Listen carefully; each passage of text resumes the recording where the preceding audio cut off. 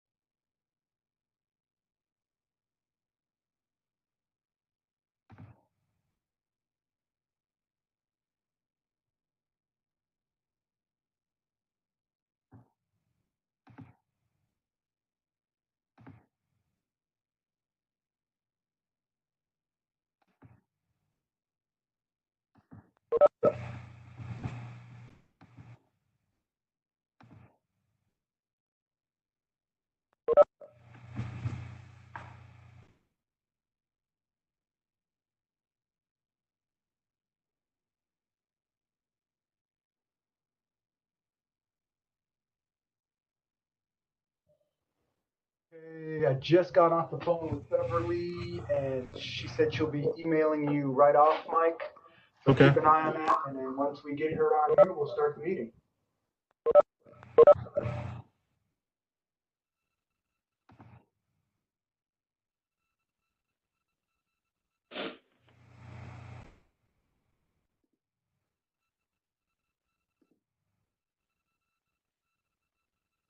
Hello?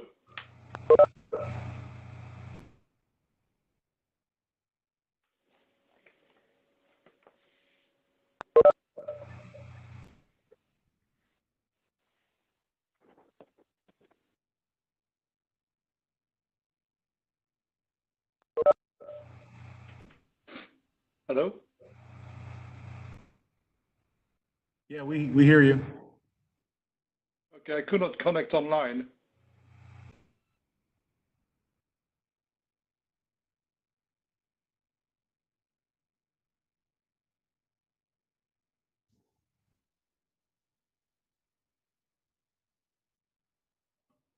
Hey, Mike, it looks like we have Miss Beverly Hopkins online now. So All right, great. I believe that's the entire GMA group. Do we need to ask each of the common users to identify themselves before we start, or?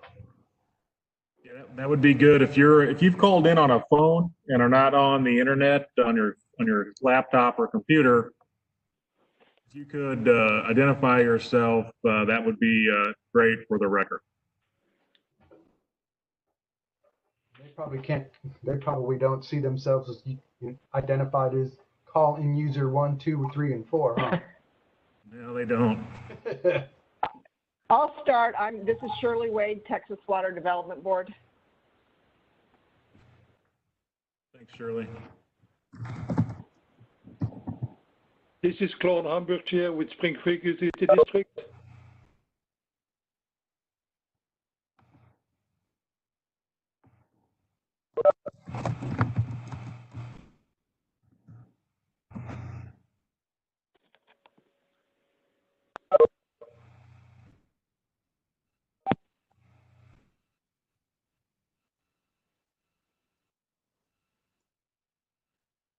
Okay, we have 3 more that have identified themselves. If you are here to talk during public comment, there'll be an opportunity here in the beginning of our meeting to announce yourself if you would like to provide public comment. In the meantime, if you wouldn't mind muting your phone, muting your computers for the time being until your name is called or to the public comment portion. Thank you.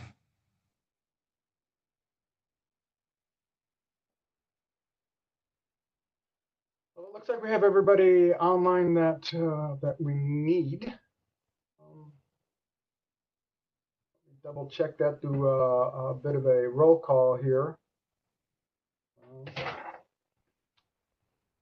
Mr. Holland, you're out there, correct?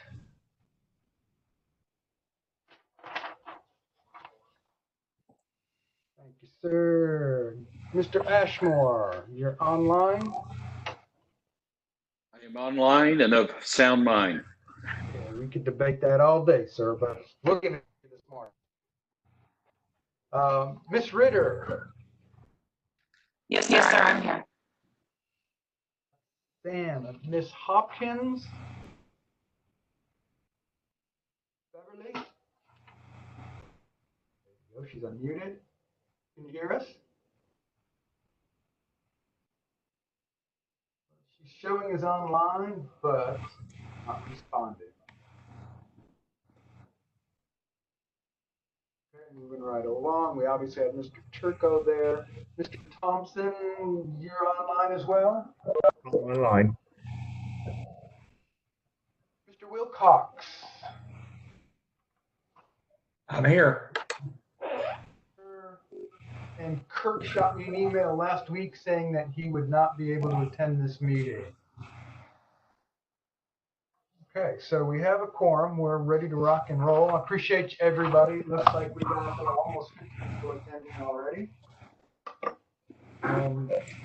Thanks for joining us at this May 29th, 9 a.m. meeting of the Groundwater Management Area 14, our second virtual meeting. Already taken care of item number 1, I reckon. Welcome and introductions. All in one shot there. Why don't we move along to item number 3 on the agenda of receipt of posted notices. And I have received all the required postings for groundwater conservation districts. And now we move on to item number 4, public comments.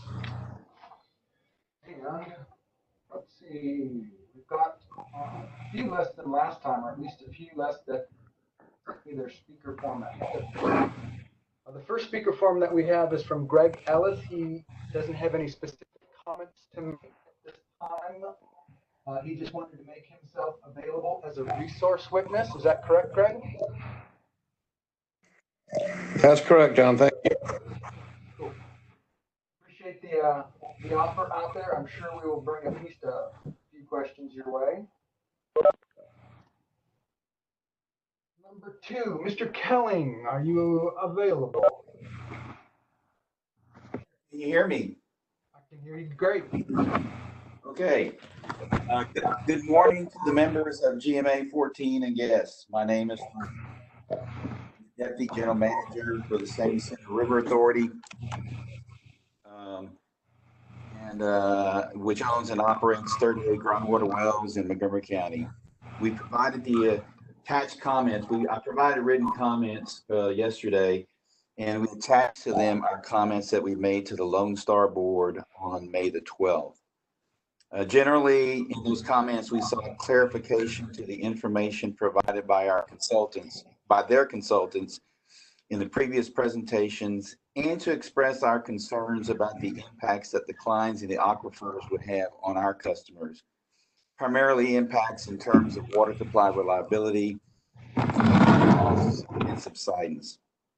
As a result of that, Jace Houston, the general manager of the estuary, and I were able to meet via conference with Samantha Ryder and the 3 consultants for the subsidence district on last Friday. And we sincerely appreciate the time that they spent to clarify the data regarding the DFC's pumping scenarios and aquifer levels previously presented.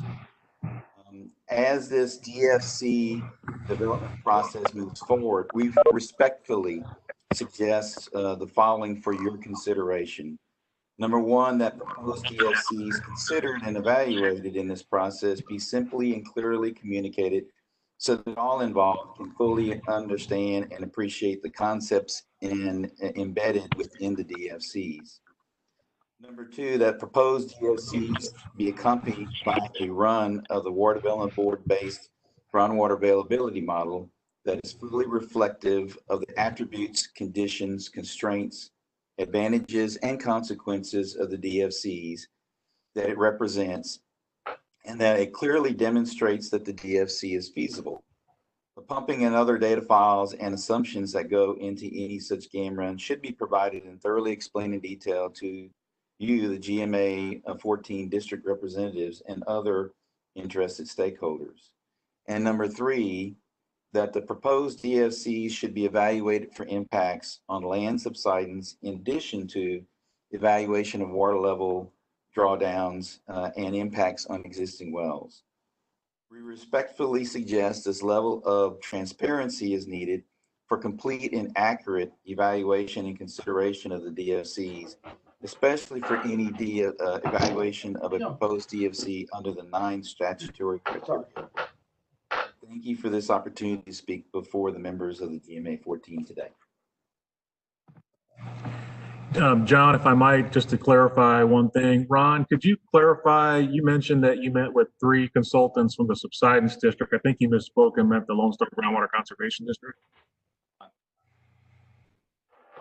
I apologize. Yes, that is true.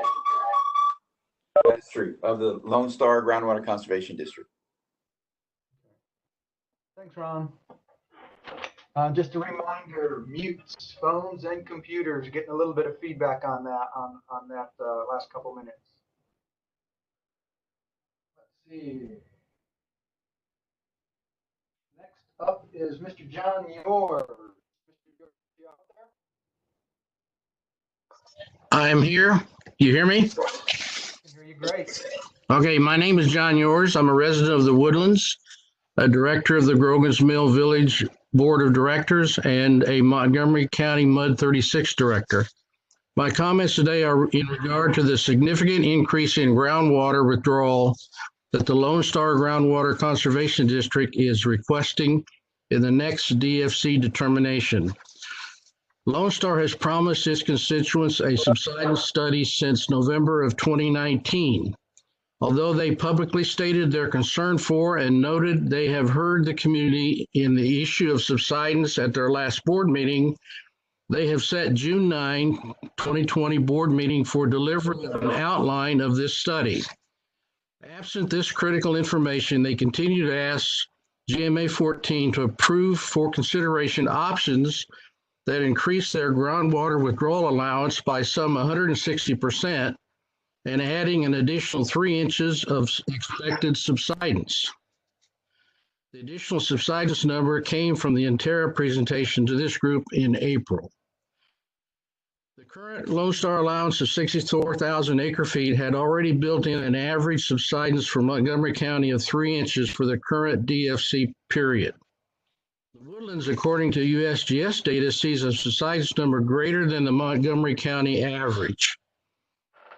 How can we add another 3 inches of subsidence on average for the period from 2009 to 270 to now get a total of 6 inches? This will significantly impact the Woodlands residents living nearest to Spring Creek. I respectfully ask the GMA 14 to not accept any of the 3 options that the Lone Star is providing for inclusion in this round of the DFC. Thank you for your time. Thank you, Mr. Yours.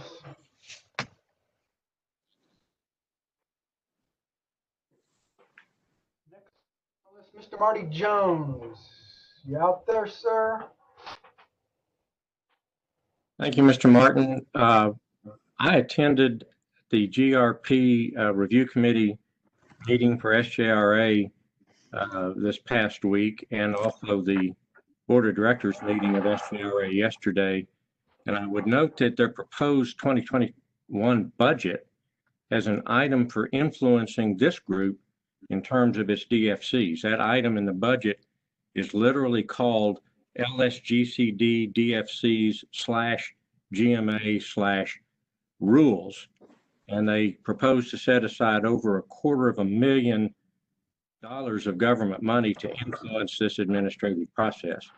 In our opinion, the SJRA has its own agenda here, and that agenda is to force Lone Star to adopt regulations that will once again support its GRP contracts. The original plan to force people into these GRPs is starting to unravel. As a result of the DFC appeal process, Lone Star DFCs from 2016 have been deemed no longer reasonable. As a result of a lawsuit, the Lone Star rules have been held void ab initio, or from the beginning. SJRA is going around now trying to undermine that legal ruling by claiming it was the result of improper political influence, which essentially is slandering the current board by saying they're not honestly discharging their duties. And frankly, the districts in GMA 14, other than Lone Star, don't really have a dog in that fight. You don't take lake water from SJRA, you don't have GRP contracts, and you don't pay GRP fees of any kind. Now we see that TWDB and Lone Star have entered into a very questionable deal under which Lone Star has reverted to DFCs that were originally proposed and adopted in 2010. We think that's questionable because the DFCs from 2010 are not compatible with the 2016 DFCs adopted by all the other districts in GMA 14. And the 2010 DFCs were based on studies that have since been replaced and therefore do not represent the best available science as required by statute. We've not elected to challenge these newly adopted or readopted 2010 DFCs, but we will appeal any DFCs that are forced on Lone Star that interfere with private property rights. Thank you for your time.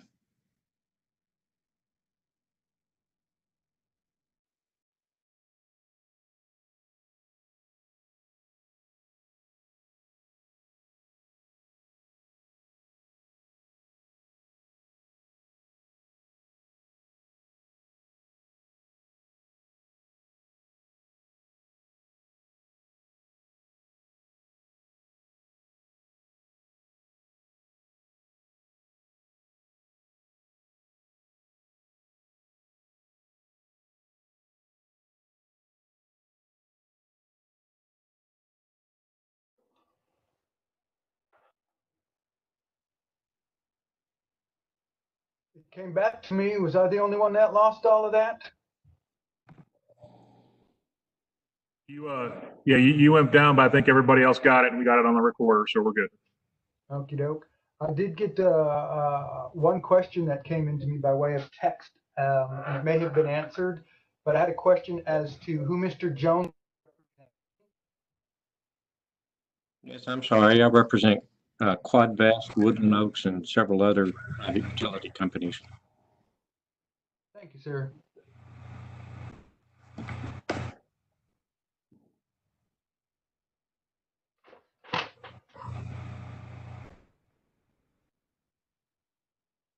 Next up is Miss Laura Norton, and Laura asked if she could present a couple of slides along with her statement. She has two slides that are out of Lone Star's May 12th board meeting. I confirmed that those slides that were available on their website. Mike, unless anybody has any objections to it, Mike, can you bring up item 4E?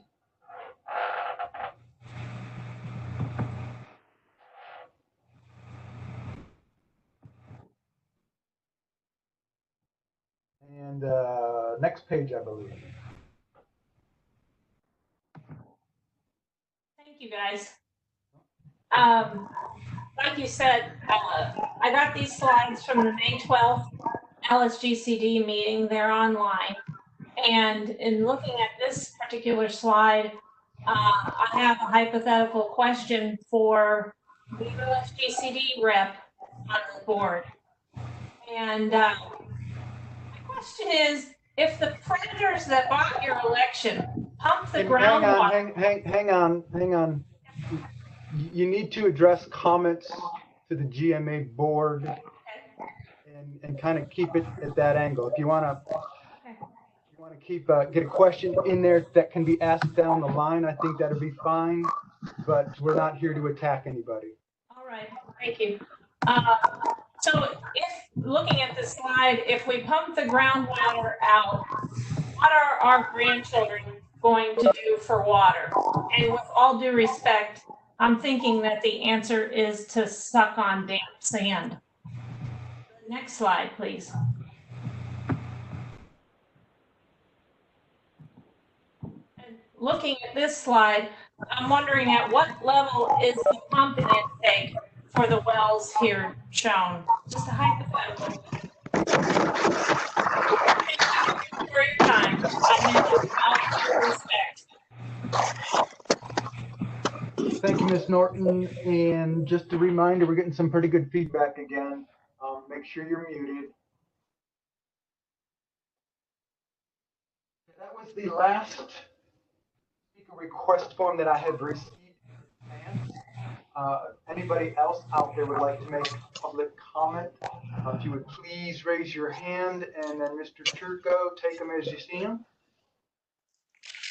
Hey, John, real fast, this is Samantha. I would like to make note that Lone Star's attorney, Stacey Reeves, is also online as resources. Samantha, your microphone is coming through very garbled. So you may want to see if you can adjust that a bit. I'll go ahead and unmute you again. Okay, we'll try this again. Is that better? Okay. Let me see what I can do. Hang on. John, an email was sent to you. That's my comment. Is that our attorney available? I'll see if I can fix my speaker. Doke, let me see if I got.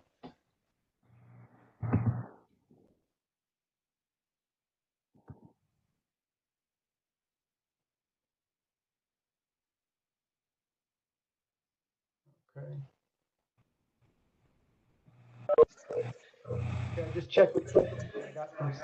She is basically offering Miss Reese as a resource as well. They're Lone Star's legal counsel, so I appreciate that, Miss Reese. Anybody else raise their hand, Mike? I do have Ms. Hopkins' hand is raised. And we'd unmute Ms. Hopkins.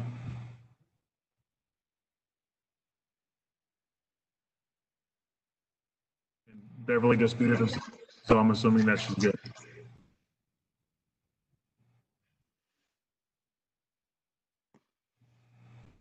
Nothing, we're not I getting still anything. can't hear you, Beverly, if you're trying to talk to us, unfortunately.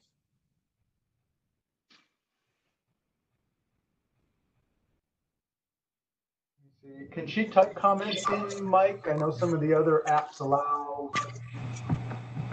comments to be typed on over. Yeah, I have the chat open, and you're available to chat with the administrator, which is me. So if you have a chat, you have a hard time getting things out on your microphone, just go ahead and click on the chat button, which is the little menu bar at the bottom of the area that's being shown. You should be able to Well, Steve's not coming to next Wednesday.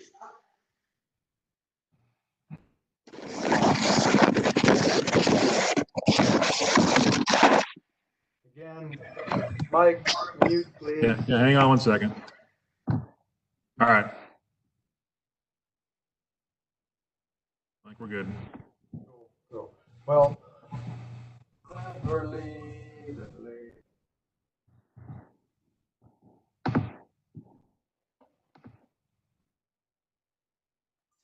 Hey, John, I just wanted to test my microphone. Is this better now? Much better. Yes. Great, thank you.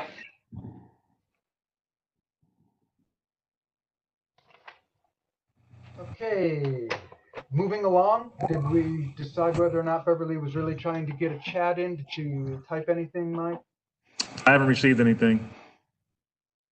So let's move along then to agenda item 5, discussion and possible action to approve the minutes of the April 29th, 2020 GMA 14 joint planning meeting. Hey, All you John. GMA members can tell there were quite a few attachments to this month's or last month's meeting. Used over half of the alphabet for the first time ever for attachments. Hope we don't do that too often. That being said, Hey, I'll John. entertain a motion. John, just for the record and preservation of the GMA voting members, can we make sure that Beverly can communicate with us before moving into any more action items? That's a really good idea, and I'm best to do it. Maybe have her call in.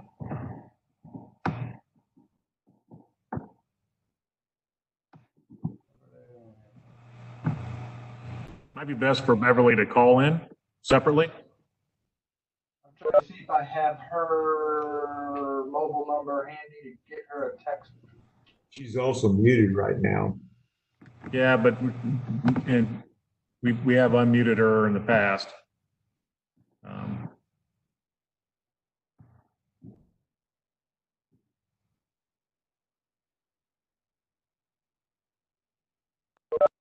We'll get it worked out. What number would she call, Mike? Hang on. Do I have it on here?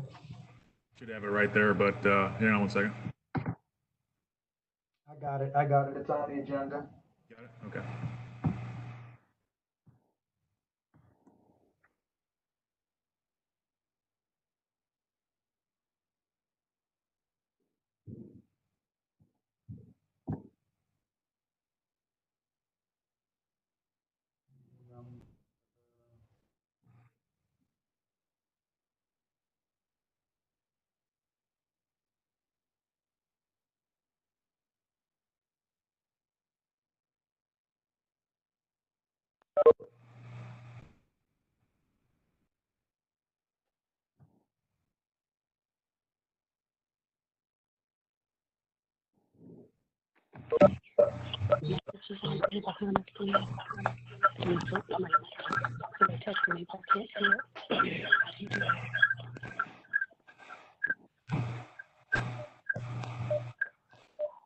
Some new feedback. Would that maybe be Beverly Hawkins calling in? Can you hear me? Yeah. turn down your, mute your computer's audio. We're here. I'm here at the office with Beverly and Michael, and we can hear y'all. We can see the meeting, but they don't appear to be able to hear Beverly. Can you mute you've got a second set of audio going back there, probably your computer. Can you mute that? There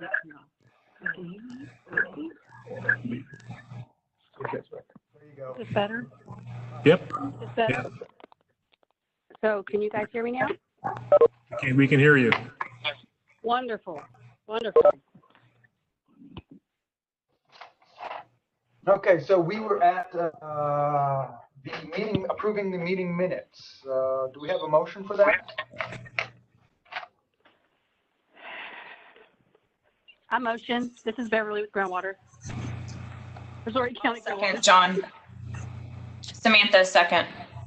And Sam. And I believe the way we did it last time was to, instead of trying to get a complete count, ask for any objections. And if there were no objections, we just assume that it passed with all votes for it. So do we have any objection to approving the meeting minutes?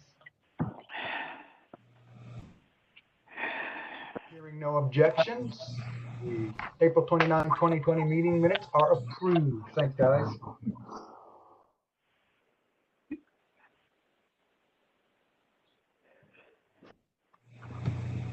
Next up, agenda item number 6, update from the Texas Water Development Board and discussion of any related items of interest to GMA 14.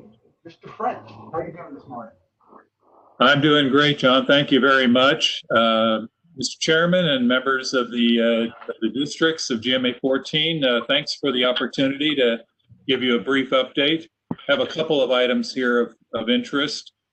First of all, as most on this meeting would recall, the board participated in a stakeholder meeting on May 20th concerning the development of the Gulf 2023 groundwater model.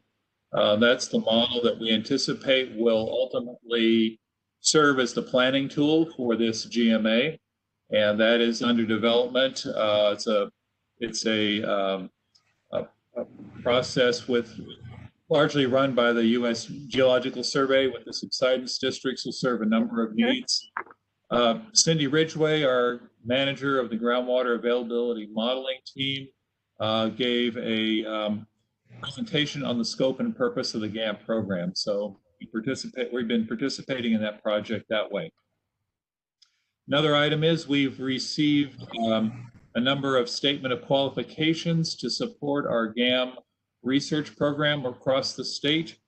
We have 3 research projects that we are seeking to perform. One would be way out in far west Texas, conceptual model for the Marathon Aquifer. Second project would be improving a pumping data set for mostly the Edwards Trinity Aquifer, but ultimately we hope to have a tool that will be applicable statewide. And then finally looking at recharge and groundwater surface water interactions, primarily focused on the Edwards Trinity. But again, this is important research that applies, the principles will apply statewide. So working on that.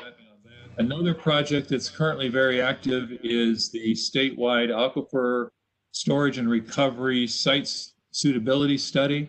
That's a very active project underway. Our staff has participated with the contractor on a number of webinars that outline the progress of that work. That's a project that was basically initiated through legislature in the last session.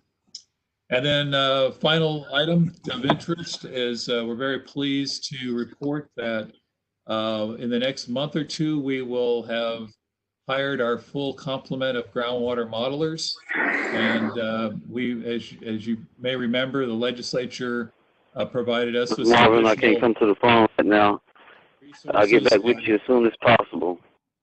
We're hoping to have those all filled here in a couple of months. So we're happy about that. So that pretty much concludes my report. Happy to answer any questions you might have. I got one for you. When might the ASR study be done? Do we know, do we have an endpoint or a projected date? I believe that's going to be towards the end of this year. It's, don't hold me to that. I can double check for you, but I'm pretty sure it's going to be completed by the end of the year. Anybody else have questions for Larry? And before we go on, the mutes. I will say it time and time again. I think somebody out there on the phone has their phone unmuted. We're in the background.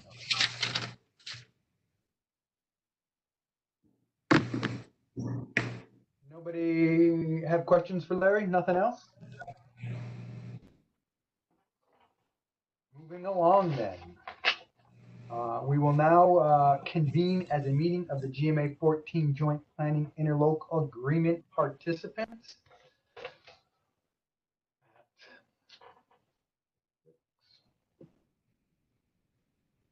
And the first item on the agenda under that section is item number 7, presentation and discussion by districts or interlocal agreement participants of recent activities of interest to or impacting the GMA 14 planning group. Anybody have anything to in there? John, if I might, this is Mike Turco, the Harris Galveston Subsidence District. I just wanted to follow up on what Larry mentioned about the stakeholder meeting. Larry gave a really good overview of that, but it was well attended. We had nearly 80 folks on the call, and that the video for that is available. If you go to our website, there's a link on there to be able to get to the video of that stakeholder meeting. You got some really good questions that are in the process of being answered and posted. So we appreciate everybody's participation and certainly look forward to continued interaction on this process, not only as we develop the update to the groundwater flow model and address some of the uncertainties that are in there, but also look at population demand and other things, other parts of our regulatory plan update that certainly will benefit and inform regional water planning in this area in the future. So appreciate everybody's participation, and we're typically planned for the next stakeholder meeting to occur late in September. That was a really informative meeting. I attended it, and it was another one of those online meetings that went, but that was about a 2-hour meeting, and it was over before I knew it because it was so informative. You did not have time to yawn, which some of these meetings do. Yeah. I'll even be passing the link along now that I know that it's up to my board for anybody who might be interested, because there was a lot of great information that I think anybody interested in the groundwater modeling and how it's all put together can learn from. So again, that was a great stakeholder meeting. I hope they're all like that. Anybody else? Nothing exciting going on. They're all stuck in the house, huh? I did get to, I've got almost all of my springtime monitor wells visited for static water levels. I don't have the data pulled together yet or anything, but maybe we'll be able to look at some of that information at the next meeting. But if nobody else has anything to add at that point, we will move along to agenda item 8, which is discussion and possible action regarding model data and results. Kind of where the where we get to the meat of this meeting. We're at a point where we really need to make some selections to move forward. And I will open that up to, why don't we start with Wade? Wade has provided us a lot of information since the last meeting, and we'll give him the ball to go on and discuss that a little bit.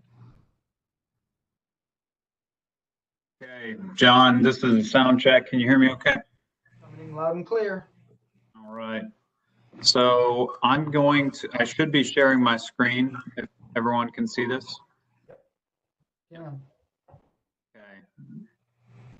So my presentation today, I'm hoping to keep substantially shorter than the April meeting, and I don't expect many complaints from the group on that. But the purpose here, from my perspective, there's two agenda items that kind of relate to this. There's agenda item 8, discussion and possible action regarding the model data and results. And then 9, a more general one for a path forward for accomplishing DFCs. This is, I think everything I'm presenting today falls under agenda item 8, but the purpose of this is to hopefully select one or more model runs to use as the basis for evaluating the rest of the statutory factors. So I've updated the current schedule to reflect where we are. So we're here in May of 2020. And we are still okay from a time standpoint. We have factors 4 through 9 yet to evaluate. But a key thing, and you've seen a version of this before, but the key thing is that there is a logical flow to the way that we're approaching evaluation of the factors and the groundwater modeling, where we start with where we have already evaluated baseline groundwater management information, and now we have spent several meetings looking at balancing test model run results and evaluating model run scenarios. And where we are right now is that we need to select one or more scenarios to move forward with and use those for evaluating the rest of the factors. The rest of the factors have each have some component that will rely on model run results, which is why we need a selection from the GMA when we move forward. I'll say this again at the end of my presentation, but selection of a run to move forward does not mean that you're married to anything at this stage. The bar is that it needs to be informative for evaluating these factors and informative for helping you propose DFCs for adoption. At the last meeting, I covered 3 broad topics: the statutory requirements, again, just a reminder of the 9 factors and the balancing test before GMA 14. Also included some discussion on selection of DFC metrics. When I say metrics, I mean, is the DFC articulated as drawdown or as available, percent available drawdown remaining, which is something we've talked about a lot, or subsidence, or any number of metrics are possible. But we talked about single metrics, and then I introduced a multiple metric approach, and then presented multiple metric modeling results. The 2 metrics that we used were median percent available drawdown remaining in wells in each county, and then average additional subsidence in each county. And I thought it was a really good discussion that we had. During that discussion, there were several questions that were brought up. One was related to Brazoria County GCD and sort of a disparity between the current management approach of Brazoria County GCD and the results that were presented last time. So I've run some additional scenarios with higher subsidence thresholds that for consideration by the GMA that is kind of designed to address Brazoria County GCD.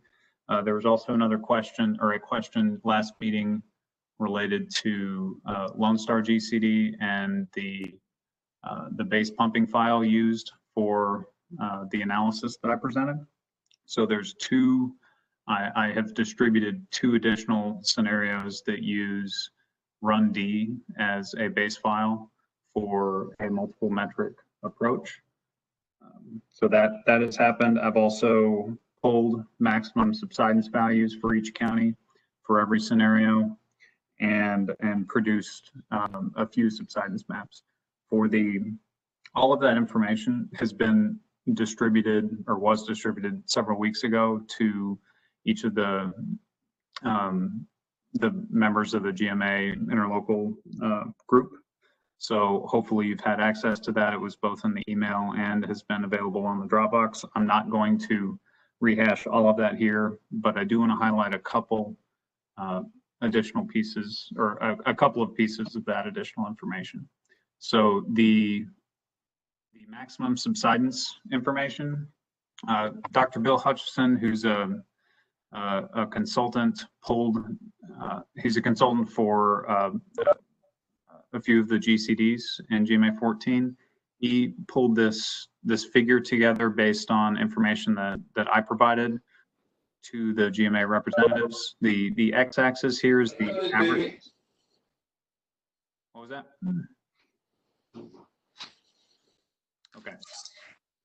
The x-axis here along the bottom is the average additional subsidence. Hang on, Wade. Hang on. We've got another unmuted mic out there. Be sure, Mr. Who that is, Mike? I'm seeing maybe Mr. Claude. Where'd it go? Yeah, I just needed it. Should be good. Anyway, sorry, go ahead. No worries. I just wanted to make sure it wasn't a question. So along the bottom axis, the x-axis here, we have the average additional subsidence in feet. And then along the y-axis, we have the maximum additional subsidence in each county in feet. So each of these dots represents the results for a county for one of the scenarios that has been presented to the GMA. The takeaway here is not really to dig into any one of the dots or to see that they're far away or close to the line. This all has to do with the distribution of pumping in each county. The main takeaway here, from my perspective at least, is that, and this may seem obvious, but the maximum subsidence is going to be greater than the average subsidence in every county. And in all of the scenarios, there are areas with some subsidence in each county. So that's the takeaway here. The next four figures relate to the modeled additional subsidence. So these are maps of the modeled additional subsidence. I've done this for 4 scenarios that, based on the feedback from Brazoria County GCD about what scenarios they might, well, I don't want to pin you into a corner, Beverly, but the additional runs that we did in response to Brazoria County GCD's concerns have a foot or 0.7 feet of average additional subsidence and 1 foot of average additional subsidence as the thresholds. So I've included 2 of those here, and then also the 70% and 80% with half a foot of subsidence here. So this is the distribution of additional subsidence modeled for 4 scenarios. This first figure is 70% median available drawdown remaining with half a foot of average additional subsidence. This next one is 80%, a very similar distribution. You can see when I flip between the two that most of the changes occur a little bit away from the coast.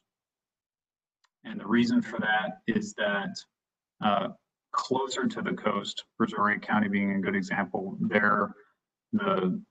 they run into the subsidence limit first, and as part of the multi-metric approach. Farther away from the coast areas are generally running into the median available drawdown threshold first. So if you think about that conceptually, that makes sense. So this third map here is 70% median available drawdown remaining and 1 foot of subsidence. And you can see closer to the coast, we have somewhat greater subsidence, which makes sense. And then at the 80% and 1 foot, again, the areas a little farther away from the coast are most, or have the highest subsidence difference between the 70% and the 80% at 1 foot of subsidence. So I'm toggling between these two to illustrate that. So those are some of the maps showing the distribution here. And as we move forward, there've been a lot of model runs that have been presented to GMA 14 and that have been or could potentially be considered as paths forward. There's the balancing test model runs that were presented fairly early on. There was the first run requested with 75% available drawdown remaining in wells. There was the multiple metric runs presented last time. So to reiterate that, that's in each county, no less than some percent of available drawdown, median available drawdown remaining, and no more than an average of some amount of subsidence, additional subsidence between 2009 and 2080. This 0.7 and 1.0 are additional scenarios that have been run since the last meeting.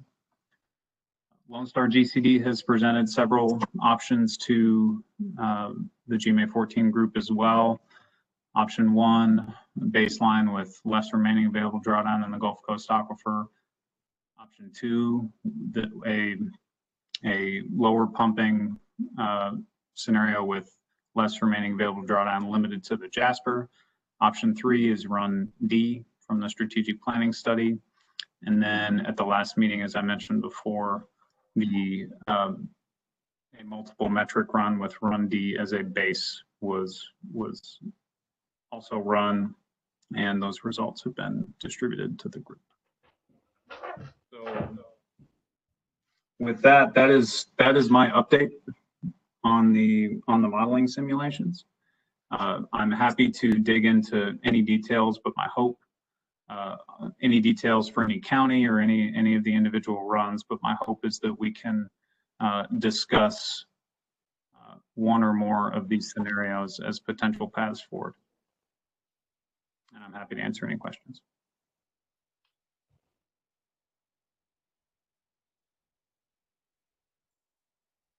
Can anybody hear me? Am I being heard? Yes. Yes.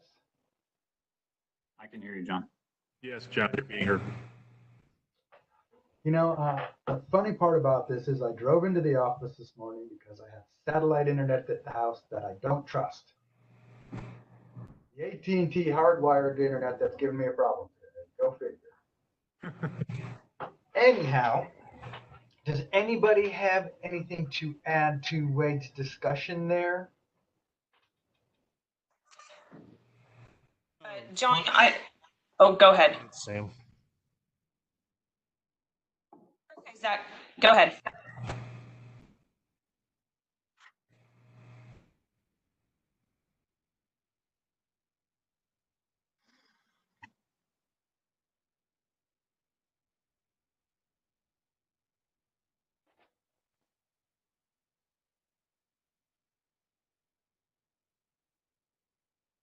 Yeah, Wade, the quick question I had in relation to that last slide that I hope you can keep up to kind of help us kind of go through some of the discussion a little bit as far as what's been proposed and the options on the table. The 75% run that's already been done was essentially a single metric run, or how, assuming we move forward with the multiple metric runs, how will that 75% run be comparable along with the multiple metric run? You're correct that the 75% run is a single metric run. Okay. And I'm not sure what you mean by how is it comparable. So bringing in the multiple metric runs it's just a different approach. It's got a different pumping distribution because you're evaluating it as the way of turning into one other metric first, as you know, what is it that each county runs into. So as an example, we could do a 75% available drawdown remaining and then a subsidence threshold as a multiple metric run. That has not been done yet, but to me, they're just different simulations.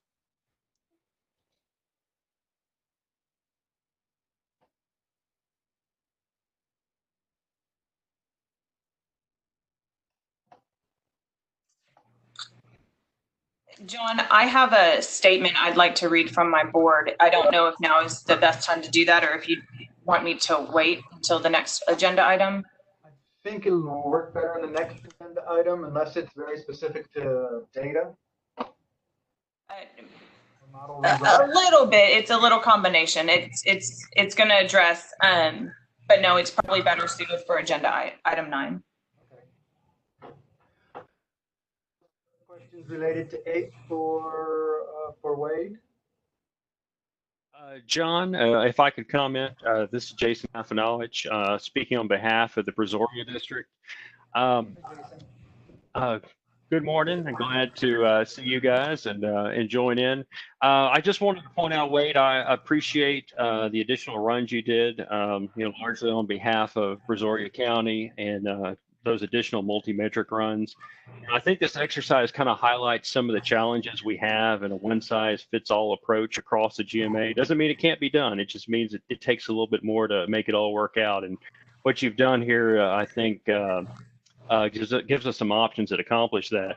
The Brazoria District, as you may have remembered from the runs presented in April, we're looking at a potential availability that was significantly lower than what they planned on in past planning cycles. And the district has been in a process of looking at their growth of future pumpage and considering how they may potentially implement management in the future to follow the existing goals that were already there. This, or at least the runs that were presented in April, would have dramatically reduced even that availability and put them in a situation where not only were they planning for the future growth, but also how they managed growth that had already been there to the tune of about half of the availability they had in the past. And so with these additional runs, particularly looking at the 1-foot subsidence limit, that has kind of given them an option to look at that maintains their relative amount of pumpage right now that they're currently planning on, while also not impacting a lot of the other districts, because a lot of those other districts are limited out by that available drawdown as opposed to subsidence. So I think it's a pretty good balance across a lot of the area within the GMA. So I just wanted to thank you for providing that information and also put the support of the Brazoria County GCD behind those simulations. This moment. Thanks, Jason. With our commencement.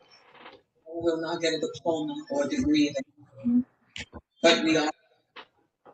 Barring any other questions, we'll move along to agenda item 9, discussion and possible action regarding the DFCs and the path forward for GMA 14 to accomplish statutory mandates for round 3 joint planning. At this point, the floor is open. I think Sam has indicated that she would like to have the floor for a minute or two. So why don't we pass it off to her? Thank you, John. As I mentioned, I do have a statement here I'd like to read on behalf of the board. First, I want to echo what Jason said. Thank you to Wade for all the hard work and the numerous run scenarios he's completed. We appreciate you communicating with our consultants and evaluating and comparing our runs with your runs. I know you've taken a lot of time in doing that. You've gone above and beyond, and it's much appreciated by not only myself, but my board, the district, and consultants, and I'm sure the other members of GMA 14. So thank you, Wade. I would like to address some of the comments received at last month's meeting, and this will tie into to the options that Lone Star is supporting. There were several comments made regarding subsidence and the district's opinion that additional pumping could be added to the Jasper Aquifer. And I need to make a few things clear regarding those comments. First, the Lone Star GCD is taking a very serious look at subsidence. We know that throughout most of Montgomery County, subsidence has not been an issue, but we also know where subsidence issues may occur in certain parts of the county and neighboring counties. We've heard the comments, and we believe that the methodology presented by Wade is a step in the right direction for not only Lone Star GCD, but all the GCDs when it comes to determining groundwater availability while managing and regulating groundwater and controlling subsidence in the common reservoirs. As Chapter 36 districts, we each have a statutory mandate to consider subsidence along with 8 other factors in determining our DFCs. This is different than than the counties without GCDs or the subsidence districts who have a stricter mandate to prevent subsidence. The subsidence district and the counties not covered by a GCD are stakeholders in this process whose input is important, but who unfortunately are not bound by anything that comes out of the process like GCDs are. Second, with regard to additional pumping in the Jasper, the district has looked to additional pumping in the Jasper because it takes the strain off of the Chico and Evangeline aquifers, which I believe others would agree are known to subside more, and how the HAGM predicts subsidence. Third, with regard to how the HAGM models subsidence, the district is not, nor does it have any intention of exploiting the GAM by increasing pumping in the Jasper when it is widely known fact that the subsidence component of the model is turned very low due to lack of information at that time. However, we understand that models can change and actual data need to be collected. And if we move forward with one of Wade's multiple metric options, then we have included a subsidence component in our DFC. So no matter which layer of the compaction occurs, it's covered. Thus no, quote, exploitation of the aquifer because the measurements will then tell. Fourth, I'm sorry, Mr. Thornhill and the district, we have worked to address some of the comments more specifically. And John, I'll be sending that letter to you following the meeting. Fourth, the question has been asked many times, what is an acceptable amount of subsidence? Or what does Lone Star specifically view as an acceptable amount of subsidence? Those are the million-dollar questions. They're not easy to answer because we're continually gaining more data. Further, another consideration when answering the question is to remember that we all share the same aquifer formations or common reservoir.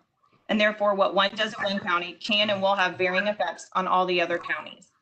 Even if we hypothetically stop producing groundwater in Montgomery County, unless our neighboring counties do the same, we will unfortunately continue to see some level of subsidence in certain parts of Lone Star GCD's jurisdiction.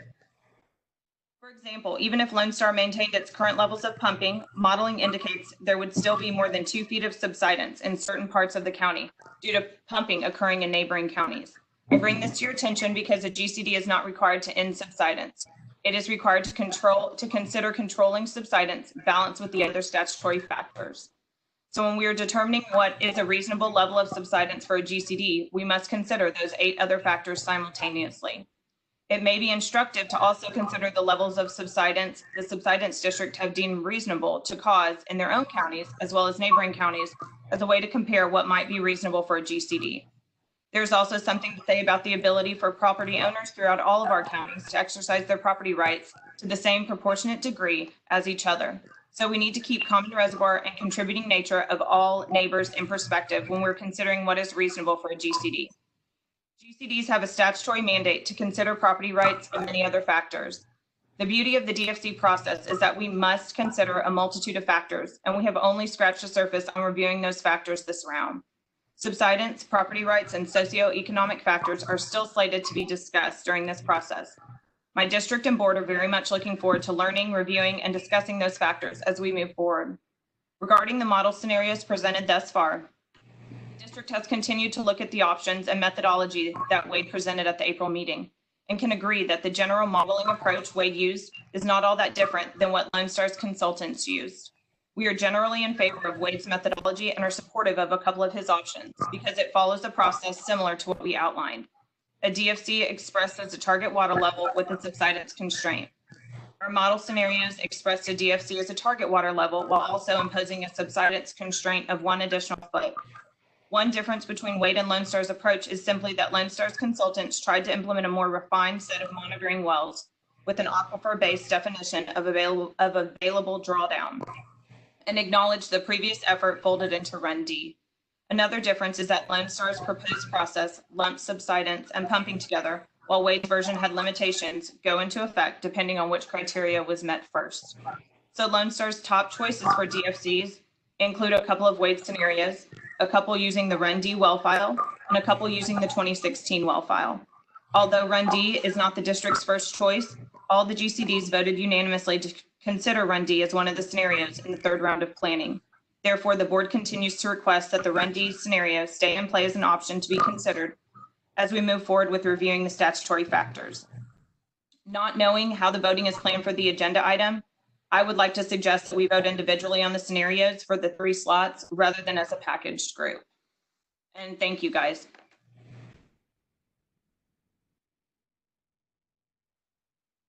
Thank you, Sam. I appreciate your comments.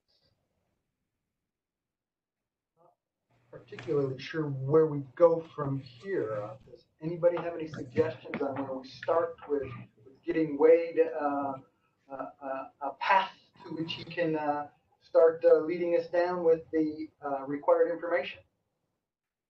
I guess I have a couple questions. I'm a little unclear on what Lone Star Groundwater Conservation District's DFC is. And I was wondering if you could just very specifically identify what is the desired future condition of the Gulf Coast Aquifer in Montgomery County? Currently, or are you asking Which the options? Yes. Yeah. Which out of all the options that have been presented and all this, what is Lone Star's desired future condition that you want to be looked at?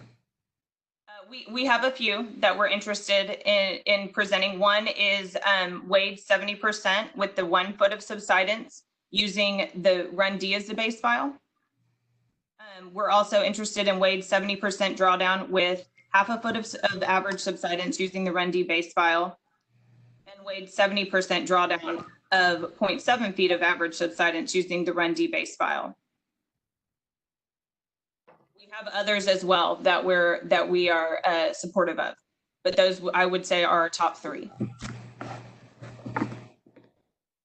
And I guess I might add, what I might add there is, are any of the GMA reps interested in those 3? I think I have a question for a hydrologist out there, and I'll start with Wade. I'm not sure I understand the difference between the Run D base model and the Hagam base model. Sure. I'll take that first, and if there's someone else that wants to chime in, that's fine from my perspective. So when we're doing these simulations that I've talked about, what we're doing is we're optimizing to hitting one of these metrics. Okay, we have to use a base pumping distribution to start an adjusted run. The Run D base well file contains a higher starting point, a higher starting pumping in Montgomery County. That's actually not as that doesn't have as big of an effect as the fact that that pumping distribution in Montgomery County is heavily weighted towards pumping in the Jasper in the Run D file. So that is why you get somewhat different results when you use the Run D base well file versus the a base pumping distribution from the 2016 round of DFCs. I will say that if you take 2 runs, let's say the 70% in 1 foot, and we use 2 different base well files, in my opinion, the only relevance that has is in the mag development process. At the end of the day, if you have a 70% in 1 foot with a Run D base well file, or a 70% in 1 foot with a base well file from the last round of DFCs, the groundwater districts are still responsible for managing to the same DFCs. Okay, so mag may be a little bit different between those two, and Run D only changes the Montgomery County distribution. So Montgomery County would have a somewhat higher mag with a Run D base well file, but at the end of the day, the districts are still managing to the same goal and have to manage actual pumping to that same goal. Does that help, John? Slightly.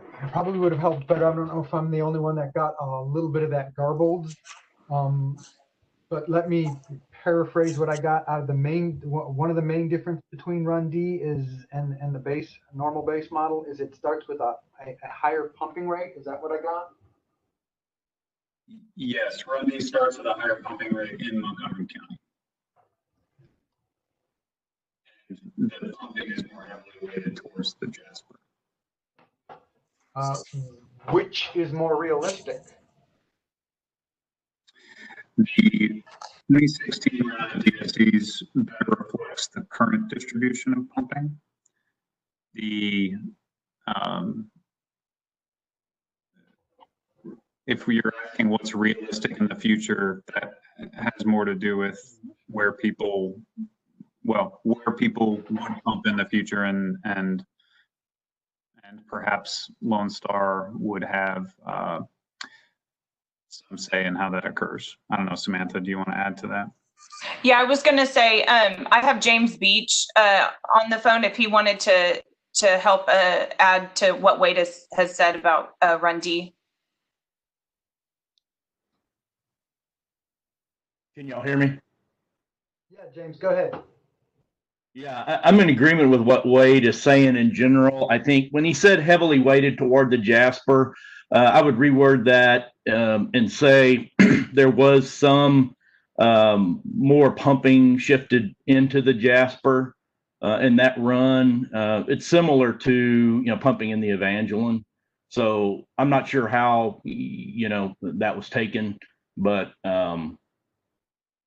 there is more pumping in the Jasper. And as Wade said, that does impact where, what the outcome of those runs. And that is strictly for Montgomery County. Correct.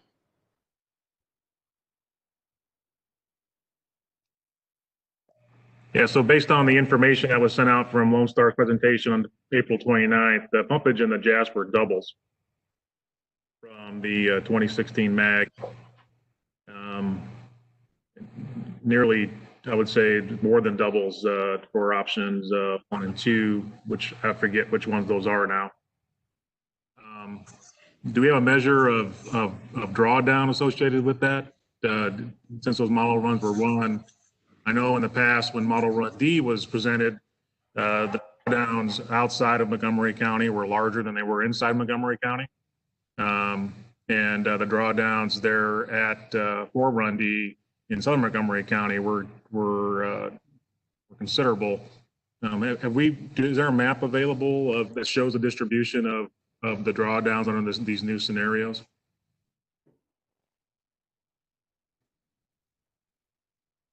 Sam, any chance?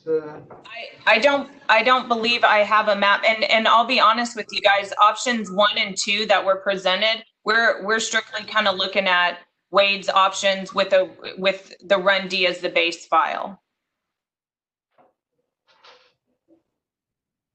And was Run D option 3? Is that right? Correct. That's correct. Yes, sir.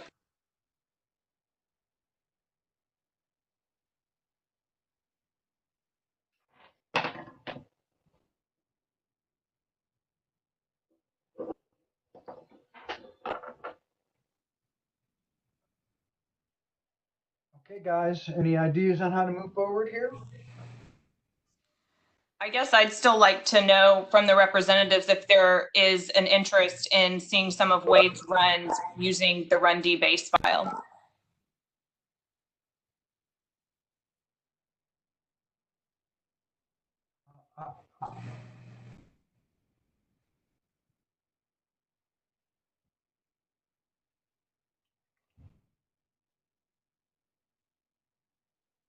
Because personally, for my district, my confusion sets in is how can we run a model that has specifically different data for one county,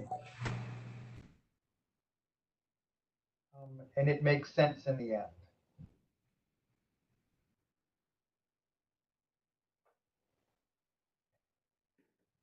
I don't know. We do have a bunch of members up here that probably know more about the model than I do, so feel free to put any input into anybody. It doesn't seem, I mean, will the Water Development Board approve a model based on a base Run D model?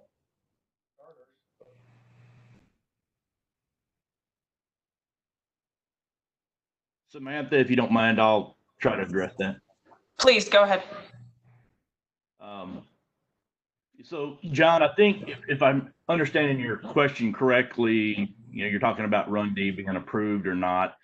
In a sense, I think all of the runs that we're doing here and the changes that we're making and the process we're using, none of that has really been approved yet. We're in the process of educating and understanding impacts and doing cause and effect runs. And whether we start with Run D or 2016, run or some other initial approach in Wade's process or in the process that Lone Star used, it's just part of the process, and there's not a right or a wrong. There is, it does have an impact on the results, and I'll ask Wade to comment on this, because the initial conditions and the distribution of pumping in all of those processes does impact the outcome a little bit. And so it's not that there's a right or a wrong. It's just that it represents or acknowledges some of the local control and the local issues that are pertinent to Montgomery County, or as Jason mentioned earlier, to Brazoria County or other counties throughout GMA 14. And so it allows for those, as Chapter 36 calls for, local control and local issues to be addressed with those 9 factors that we're all thinking about. And it also tries to make sure that there's a consistency in results and modeling across the whole GMA 14.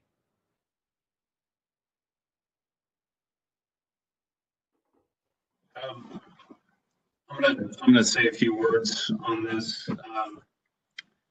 Who are we hearing? This is Wade. Oh, go ahead, Wade. You're a little garbled there on my end. Is this better now? Is this better now? Anybody else hearing him as garbled? Yeah, Wade, you're garbled pretty good. I'll come back to it.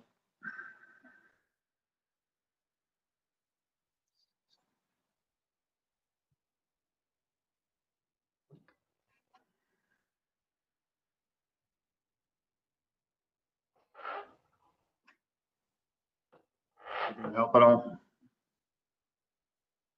I can hear you perfectly, Mike, but not hearing Wade. Wade, do it. Sound check. Yeah, I think that was Wade. Yes. So I don't know if it was my internet speed or whatever it is, but that's not sharing my screen. So this discussion about the base well plan. I'm gonna place my Wade, just let's take a second. Why don't you just call in? You're really difficult to hear. We can wait for you to get on.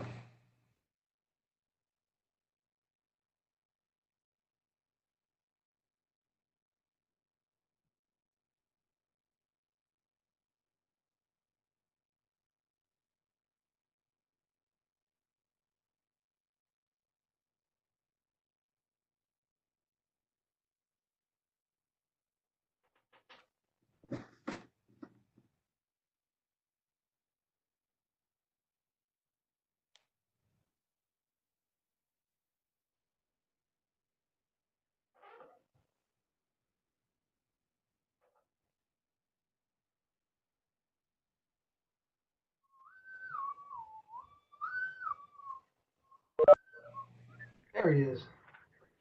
Is this better? Yes. Okay. Apologies to everybody for having to hear me being garbled. So the discussion about the base well file, I wanted to add a piece to that. So I made the point earlier in my presentation that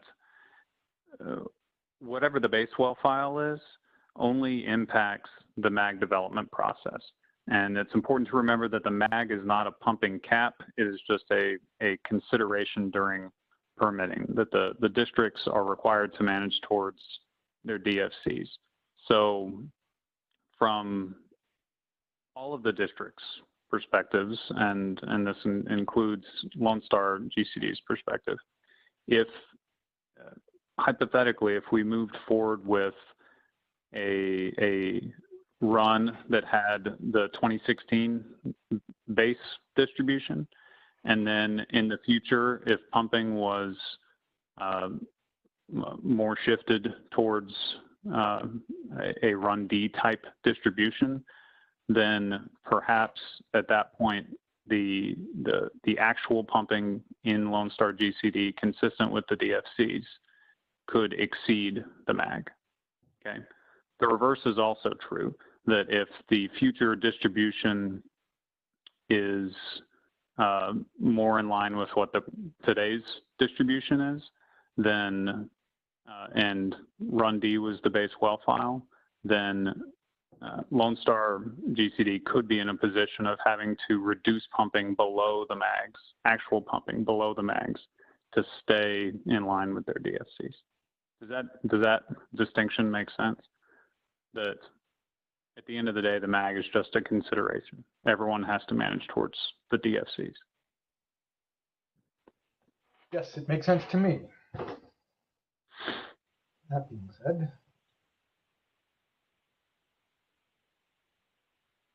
so why don't we start with the question, is everybody kind of in favor with the multiple metric approach?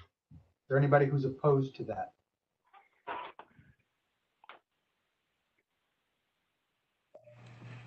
Wade, could you provide some feedback to the group? The DFCs at a multiple metric, each of those metrics will be included inside of a DFC and have to be addressed for the management plan for the GCDs. Could you address the pros and cons of the multiple metric approach from that regard? Sure. So the groundwater districts are required to develop management plan and develop rules consistent with their desired future conditions. Part of doing that properly, in I think most people's opinion, is developing a plan to monitor progress towards DFCs. If we have, if each of the districts has multiple metrics, so those metrics being percent remaining available drawdown and average subsidence, then there would need to be eventually a plan in place in each district to monitor percent available drawdown remaining and monitor subsidence. As it is right now, the plans would be in place to monitor with the current DFCs. I mean, the 2016 round, the only monitoring of water level declines is required.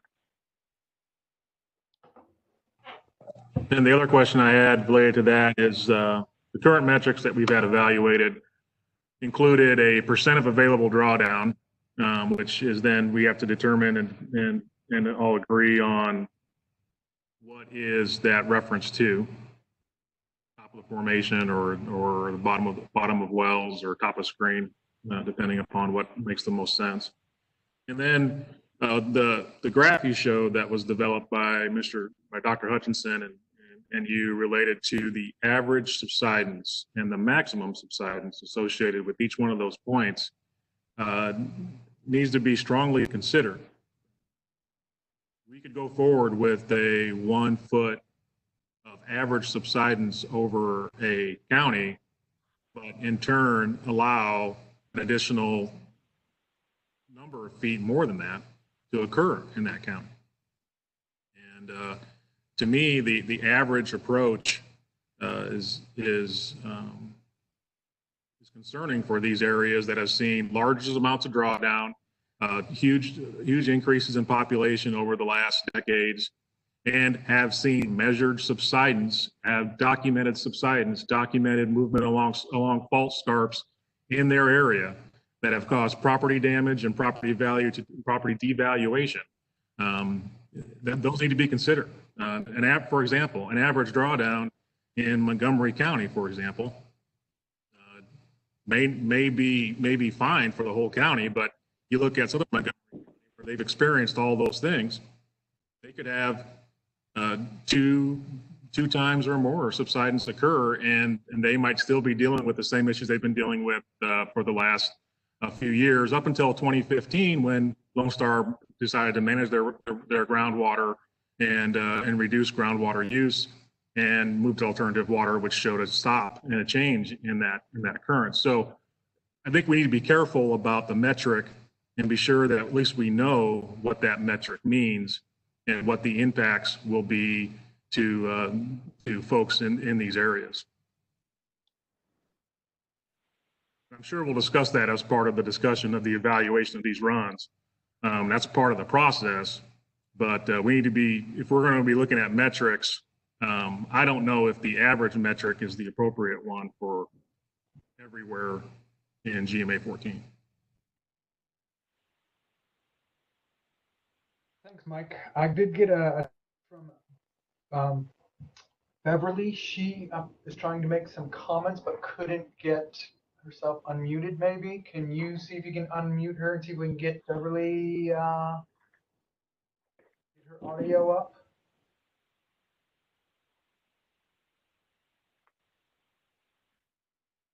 I think, don't quote me, I think she was caller 13. 16? Top 16. Is that you, Beverly? No. I'm here. Can you hear me? We can hear you now. Okay, I was on earlier and it just went away. I've been trying ever since. We kept you muted. Now, you want to make some comments?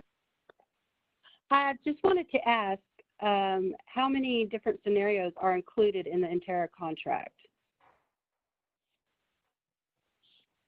Wade, that's yours.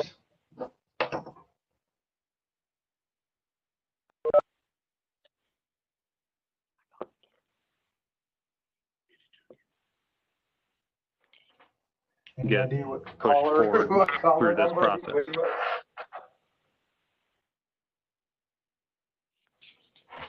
Can you hear us, Wade? Yeah, I can hear you. Can you hear me? One more time, Wade. I think you were muted. The Intera contract has 3 scenarios. Okay, thank you. This is James. Samantha, do you mind if I jump in on Lone Star? Please go ahead. In regards to subsidence and using that as a DFC metric, as Samantha stated in her opening statements, Lone Star is certainly considering subsidence and the model to do that, and have other studies underway to continue to improve that, our understanding. We don't intend at this point to use subsidence as a metric in our DFC statement.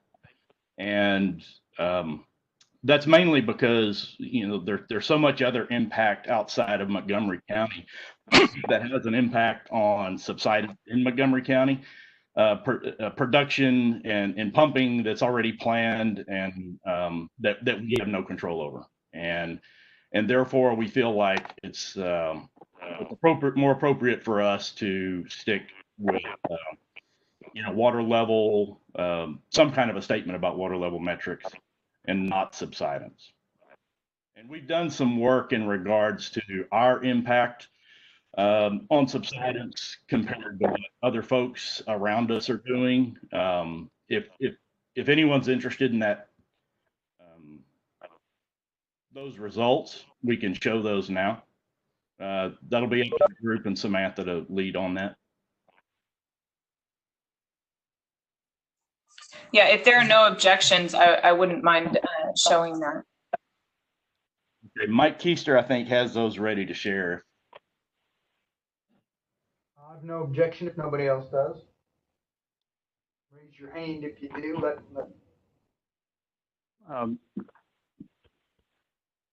John, this is Wade. Matt, may I make a clarification real quickly? Please. So my understanding of Samantha's statement, the statement that she read earlier, was that in the runs that Lone Star GCD said they would support one of the justifications within the statement, or explanations, I should say, was that because there would be a subsidence DFC under one of those scenarios, that kind of accounts for the uncertainties about Jasper subsidence in the current model setup. What I think I understood from James's statement was the opposite, that subsidence would not be part of the DFC statement. So hoping either James or Samantha could clarify that. I was thinking the exact same thing myself. The first three suggestions Sam gave us were 70% with 1 foot, 70% with 0.5 and 0.7 foot subsidence. If we go through with one of those and adopted one of the ones they put up, if we flat out adopted it for, on their recommendation, would they not be required to manage to that subsidence? Yeah, and Wade, if I'm misstating that, I apologize. The way I understood your runs, you're using, a single metric criteria for pests to, come to a solution, but you're watching how the other metric behaves, or which one triggers,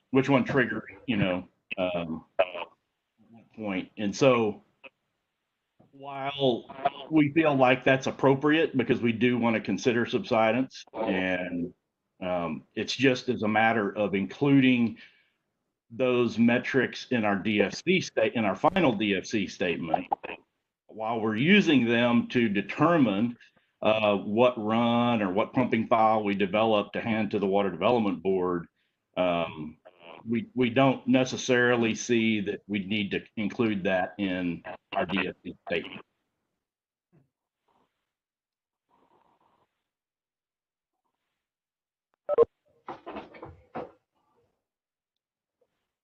This is Jason again. If I could just comment on that, James. My thought is, I think that works appropriately on a district by district basis, because what Wade has done shows the simulations maxing out at either one of those variables or the other.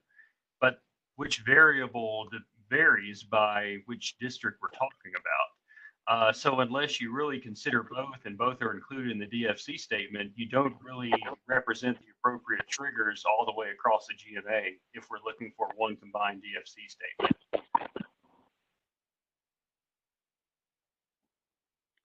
Thanks, Jason. That's a good point.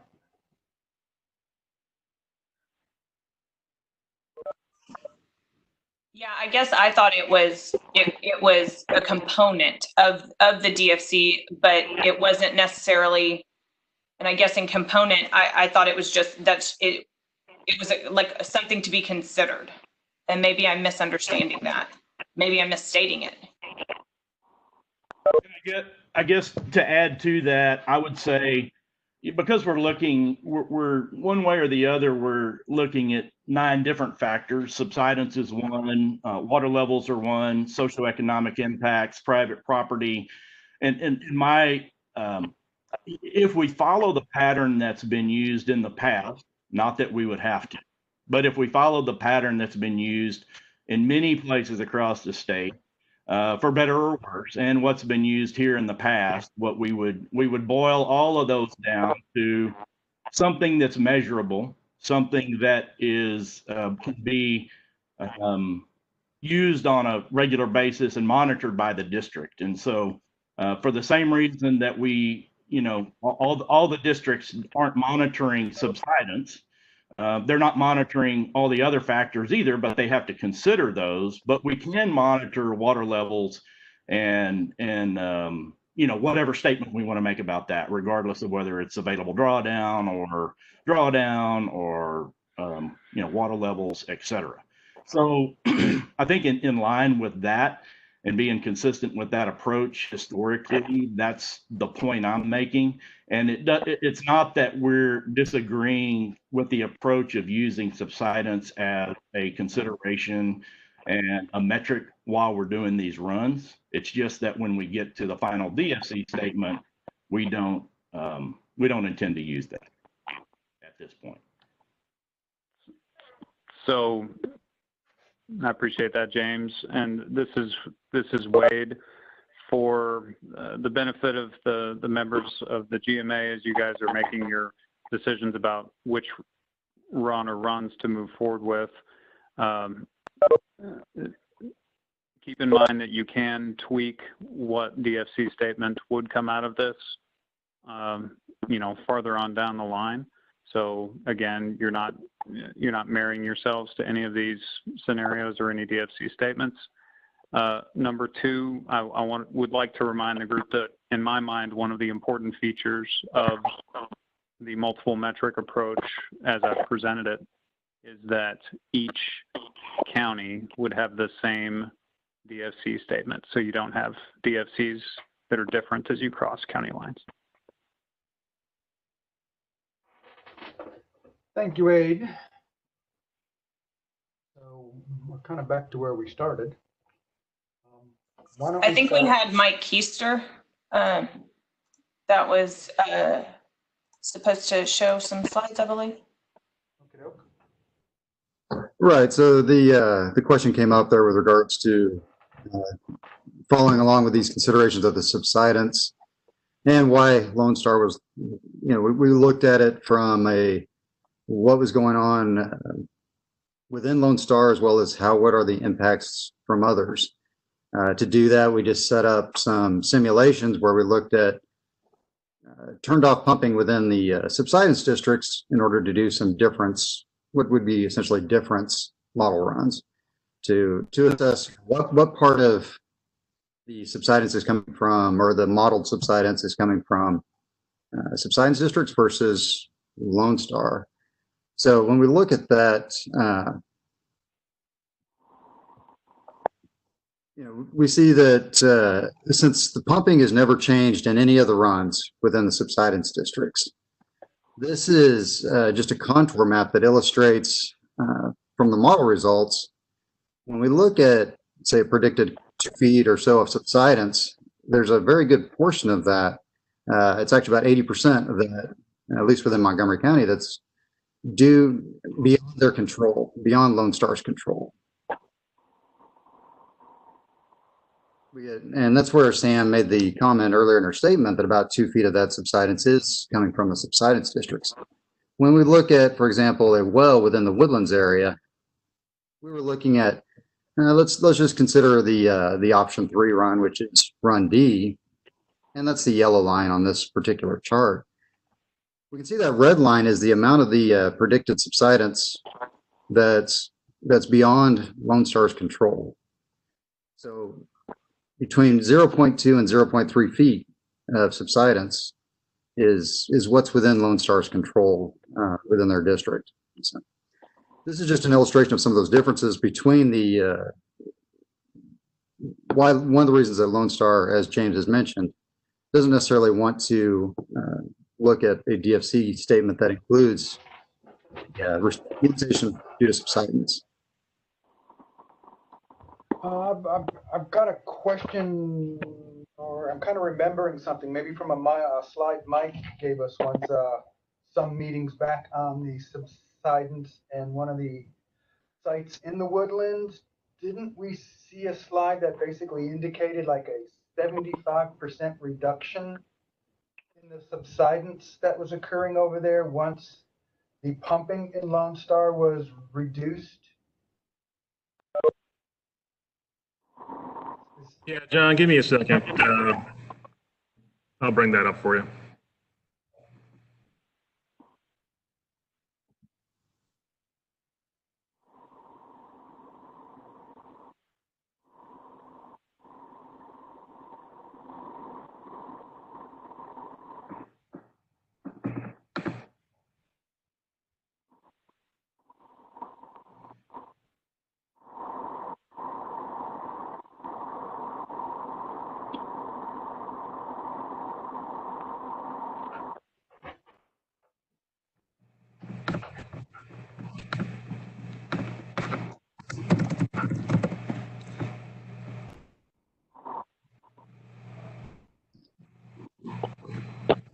Well, Mike brings up that graphic he's talking about. Let's just, one thing to keep in mind is the difference between an instantaneous change or a relatively short-term change, and we're predicting out 80 years with the model. So that's the difference that we're trying to look at here, is difference between a very short-term versus a long-term. Thank you, Mike.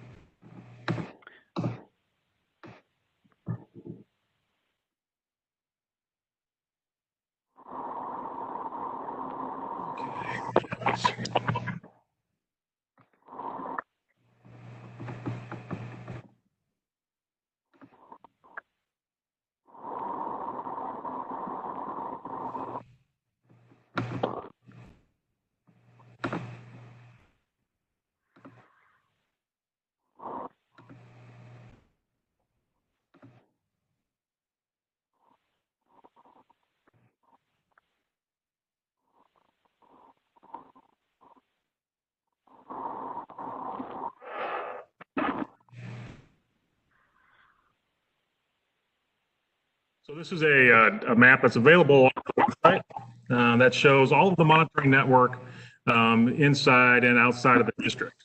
These sites are in Montgomery County, are maintained by the Lone Star Groundwater Conservation District with some technical assistance from the Subsidence District, as well as the University of Houston, and that's the difference between the squares. This site in particular right here is our Camp 13. It's the longest running surficial GPS site in Montgomery County. It measures land surface deformation. It's got a benchmark that's about 35 feet below land surface that's attached to a GPS antenna. That antenna is then collects GPS data on a periodic basis, depending upon when Lone Star's crew goes out and puts the receiver in it. And then that data, that raw data, is then processed following a methodology that's been peer reviewed and published by the University of Houston. And they process all of this information. If we look at the cross section on that, and I'm going to assume that you guys can see that. This is what the data looks like in a period of time. So as you look at this slope of this line is about a half a foot per decade. So over your planning horizon, that'd be about 4 feet, based on what you just mentioned. In 2015, when conversion occurred in that area and water levels began to come up because groundwater use had been reduced as associated with Lone Star's management plan, the land deformation and subsidence that occurred in that area, the slope of that changed considerably. And now that slope of that line is essentially flat. And as we continue in the future, if we saw additional groundwater withdrawal to go back to where before, if those water levels drop down again, we'll see depressurization of the clays and you'll see more compaction occur. What's interesting about this particular graph is that the stark change in the amount of movement. It's not unique in that we see it occur in other parts of the system. Addicks Reservoir, for example, is a very similar signature when they have changes in water use there. What's interesting is that this change is associated directly with the change in water level use, water use, groundwater use in particular, in that area, because there was no change south of there. There was no change in Harris County. In fact, the last change in Harris County occurred in 2010. And let's all not forget something, that in 2025, that northern part of Harris County is going to go from 70% groundwater to 50% groundwater. And in 2035, they're going to 20%. They're putting in a lot of infrastructure to reduce their groundwater use. Granted, during that amount of time, some subsidence will occur and has occurred. As the infrastructure is being put in, they're working to solve that problem. obviously, the potential for increased groundwater use that would restart subsidence in southern Montgomery County that may then encroach into Harris County is a concern in the future. Our regulatory plan effort is looking out to 2100. And we're doing population projections and per capita water demand so that we can understand what the realistic water uses are going to be, not so much the magnitude, but also where they're going to be located. So all of these things are a concern for Harris County for sure. And based on the public comment that we've received in our meeting with GMA, obviously there are concerns of some folks in southern Montgomery County as well. Now, there's no question that we stand upon a aquifer system that knows no geopolitical boundary. And groundwater use and drawdown on one side of the county line certainly will have an impact on the other side of the county line. Harris County is working to solve that problem, and they have plans in place to do that. And we have worked with Lone Star in the past, and we look forward to working in the future to assure that we can all solve this problem.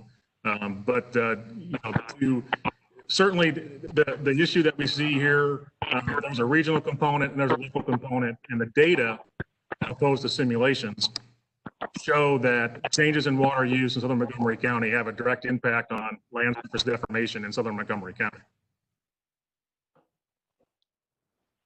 So Mike, this is James. Thanks for the data. I think it is important to look at that real data.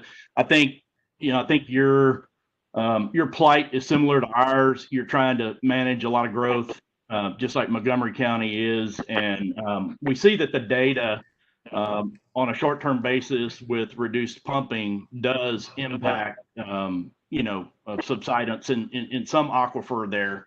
And that's great. And I think everybody's aiming to minimize all of that. I think what we tried to do with our simulations and our illustrations is to indicate, and I think this confirms what you just said. Obviously, there are no boundaries at county lines, and that you're pumping and the pumping south of us affects Montgomery County and vice versa.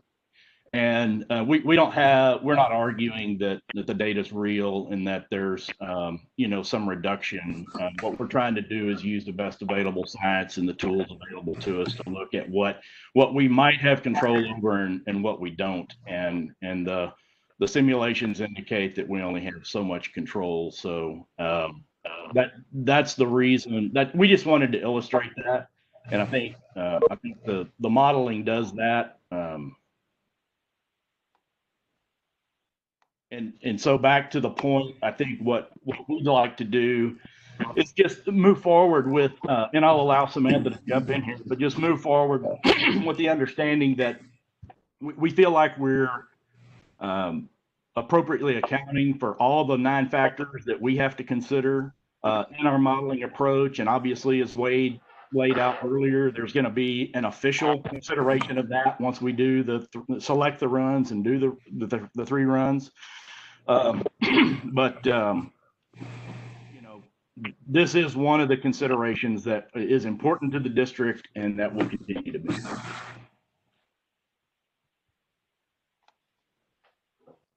Thanks, James. I appreciate that. And, of course, we've had lots of discussions about this, so I understand the situation that we're all in. I do want to circle back to one question I asked earlier, because earlier I asked the question about what Lone Star's desired future condition was, and there was mention of the multiple metrics, but I guess now I'm a little confused. So is the DFC that Lone Star's looking to get or have in the future just a head-based DFC or a magnitude of discharge DFC? I'm just we're going to circle back and put some clarity on that. That would help me out. So I think the group is still obviously discussing how the DFC will be presented, and that's not unique to GMA 14. We in GMA 8 in the last round of planning, we had a debate internally with the districts about how to present the DFC. Was it on a county level? Was it on a hydrogeologic region level? Was it across the GMA? And certainly there's a lively debate about how to do that. I think the group it should probably still be in the process of considering how to do that and gain input from all the districts on that. But to your point specifically, or your question, I think Lone Star is interested in stating a DFC similar to what's required by Chapter 36, and that's quantitative DFC that can be measured. And so the reason we can't say with certainty right now what that is because there's a lot of other variables moving, including production from other districts. And so to a degree, if we follow the pattern we did in the last rounds of planning, then that DFC statement kind of comes out as a result of the selected run. And, some folks like that, some folks don't, but that's been the way it's done. So it's a little hard to answer the question today, but I think those are the factors that go into moving us, to completion on that task. Right. I think the best way to answer that is we're interested in the process. We want to see what happens after all of the factors are reviewed with these options that are agreed to today. I don't think we have a DFC set out in our mind right now, but not a specific one. And I guess if anybody else in GMA 14 has that clarity on their DFC statement, I think I would like to hear it as well. We're still working it out.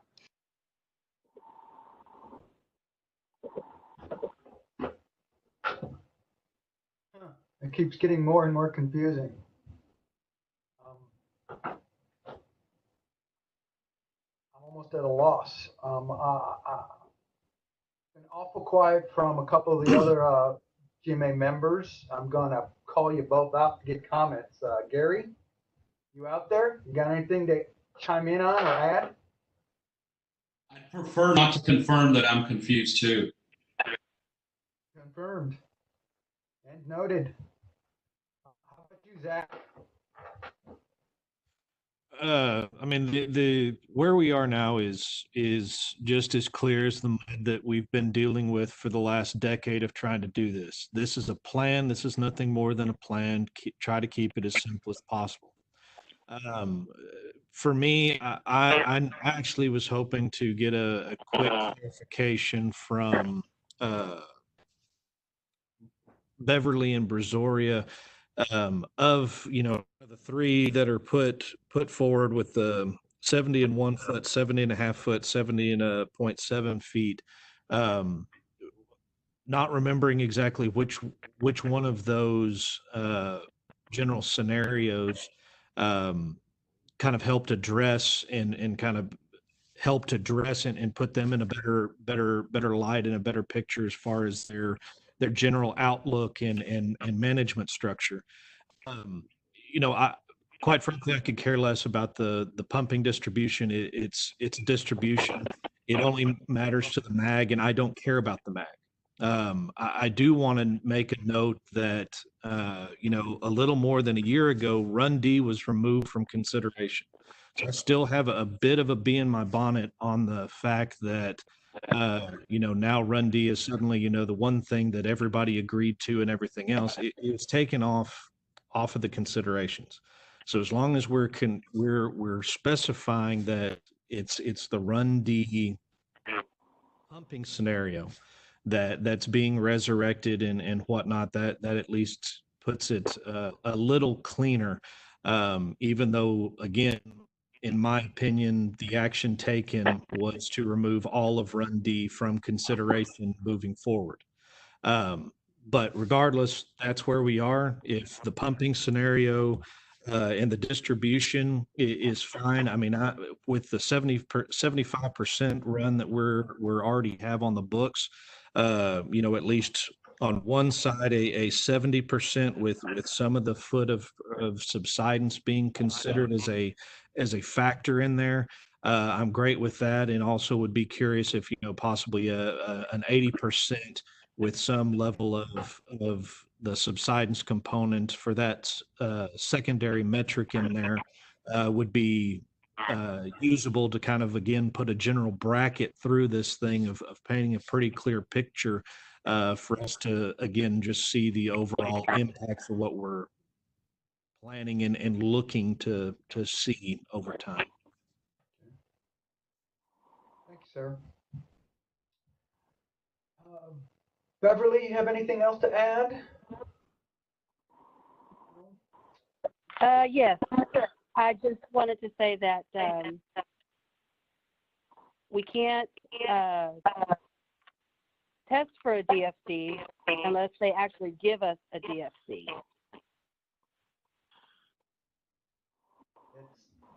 It's one of the things that has me a little confused as well.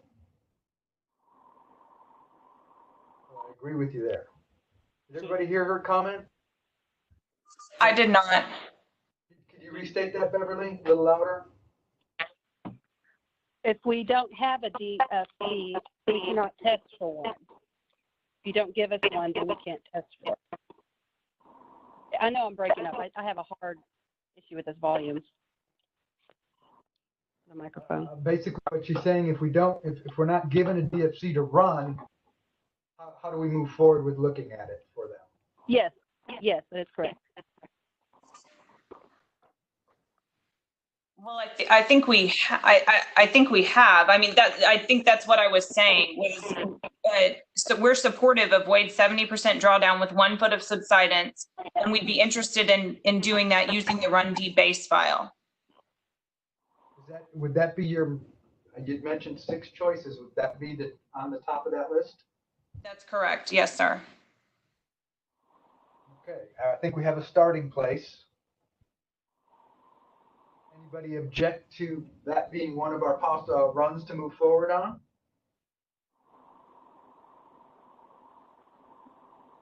Okay. How about let's figure out a second run for Wade to move forward on? Zach, you had mentioned 70 and 80% with 1 foot. Do you have a preference? You'd like to split the difference?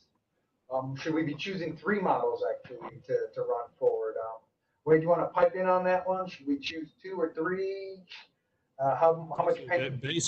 Based on what we've already done, 1 run has already been completed, which was the 75%. So Wade can correct me and so can Mike on what's budgeted and everything else. But I believe that we have the opportunity for 2 runs to be decided on today to max out our runs for consideration. So move forward, add the subsidence. One or the other as the original one, because I don't think when we ran that one, we weren't looking at multiple metrics at the time. And I don't think I want to clarify. This is Wade. I'd like to clarify something on that. So the fact that our first simulation was 75% doesn't mean that you are all required to move forward through the rest of the process with the 75% run. We've done a lot more than 1 scenario so far with all of the multiple metrics and things. From my perspective, you can choose any 3 scenarios to move forward with the rest of the factors. 75% on its own can certainly be one of them, but it doesn't have to be.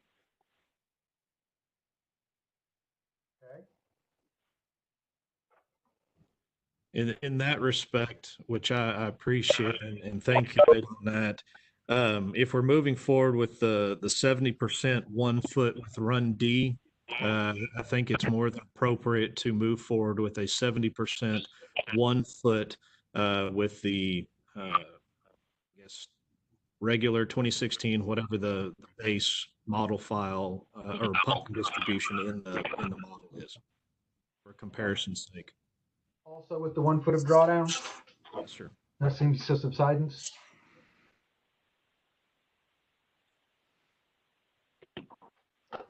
Lone Star can support that.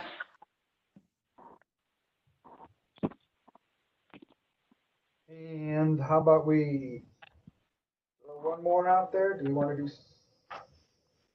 something with less subsidence, different percentage? Anybody have a preference in data that they just like to see as we move forward? Can I ask Wade a question? Go ahead, Beverly. I'd like to ask Wade how the Run D data that changes in his model. Could you restate the question? I would like to. How does the Run D data that changes are in your model? So we have already done a simulation with Run D as a base, and what that results in is a somewhat higher pumping associated with the same DFC statement in Montgomery County, and relatively small impacts on overall availability in the counties surrounding Montgomery County. Down in Brazoria County, I don't have the numbers right in front of me, but I don't believe it makes any impact on you. Okay, thank you, Wade.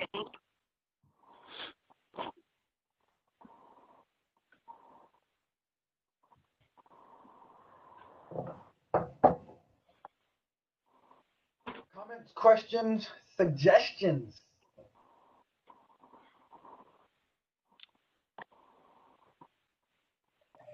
Wade, do you have a recommendation to bracket those two, or what would be based on your analysis of the multiple metrics that you went through? You went through many of them as part of this. Right.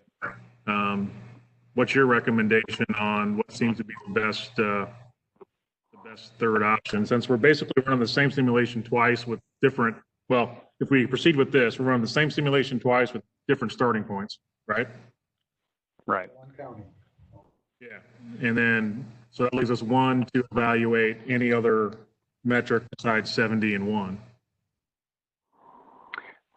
So of the runs that have already been completed, I think the 80% and 1 foot of subsidence is well, it's at least most similar to some of the past planning processes. That doesn't mean that's should weigh at all on your decision making, but there could be an 80%. There could be a 75% multi-metric run that hasn't been done, but that's something you can request and is straightforward for me to implement. Zach had mentioned 80% as something that he was looking at in his comments. Zach, is that something you're interested in?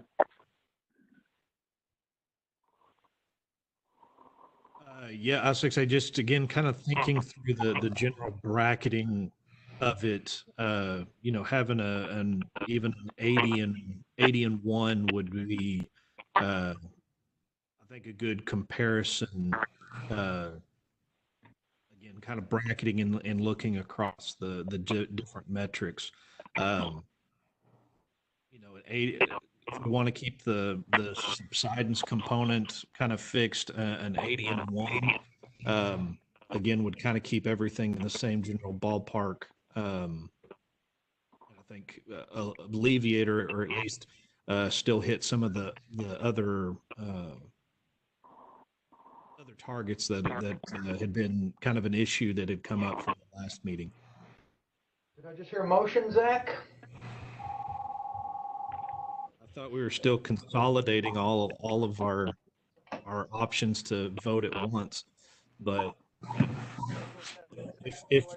I agree with you. But yes. if you would like, but if we're assuming that we have support for an 80 and 1 with no more discussion, then I would make the motion for to instruct or Wade to proceed with 1 model run of the 70% 1 foot with Run D as the pumping distribution.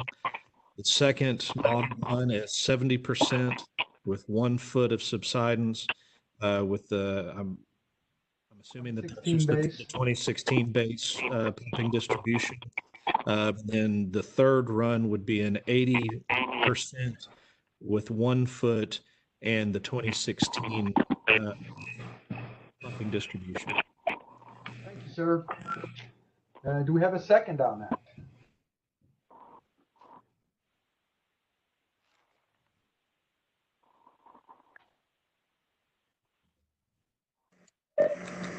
say Sorry, John, some of that broke up. Could you repeat the motion, please? Yes. Zach is suggesting or making a motion to run a 70% 1 foot subsidence with the Run D base model, 70% 1 foot subsidence on the 2016 base model, and then 80% 1 foot on the 2016 model. I think I can say I'm not supportive of the 80% with the 1 foot, but I am of the other two. So if we need to move forward, I'm accepting of that. So you'll be the second for that motion? Yes, I will second it. Okay, instead of the all in favor to that motion, make sure you raise your hand, unmute your mic, let us know. For clarification, this vote does include the interlocal participants. So if they have any questions, comments, or issues with supporting them, please let us know. Yes, thanks, Zach. Get any hands raised over there, Mike? Anybody objecting? No, John, I just want to clarify that we're, this vote includes the 71, 71, and 81, correct? Yes.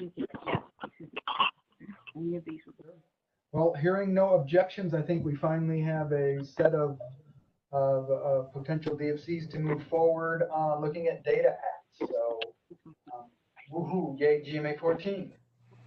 Got a question. Yeah. Slowly but surely, we're getting there.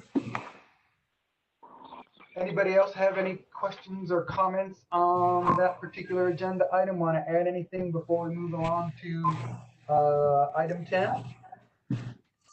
I just want to say I appreciate the sharing of information and comments and dialogue very much. Thank you.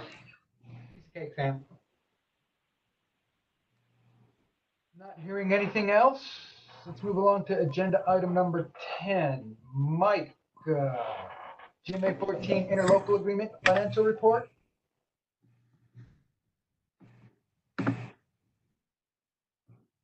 Yeah, give me a second to get back to that stuff. Not a problem. Threw you off when you had to chase down that data on the. Yeah. Sorry. Working on a different computer and things are a little bit different.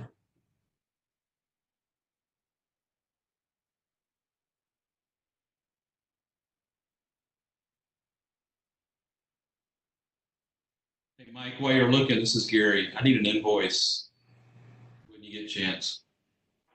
We can provide that. You said that last time. You did, Mike. I heard. Well, you were slow playing us, Gary. You know, I didn't know what to do about that. That's okay. I got the money in airline stocks while I'm waiting. Go ahead. There you go. There you go. All right. Let me see if I can get back to where I can share stuff.